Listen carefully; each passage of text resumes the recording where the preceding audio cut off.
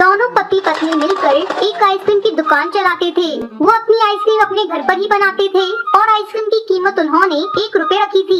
Ice cream की कीमत कम होने के चलते उनकी आइसक्रीम बहुत ज्यादा बिकती थी। अरे ओ टुनटुनी बहन, मुझे 10 आइसक्रीम देना, और हाँ बिल्कुल ठंडी ठंडी देना। हाँ हाँ हरी काकी, सारी आइसक्रीम ठंडी ही है। टुनटुनी चिड़िया 10 आइसक्रीम निकालकर हरी काकी को देती है। इस तरह टुनटुनी चिड़िया 1 रुपए की आइसक्रीम बेचकर बहुत सारे पैसे कमा रही थी। कालू कौई की आइसक्रीम की दुकान थी। वो महंगी आइसक्रीम बेचता था, जिसके चलते जंगल के पक्षी उस दुकान पर जाने से कतराते थे।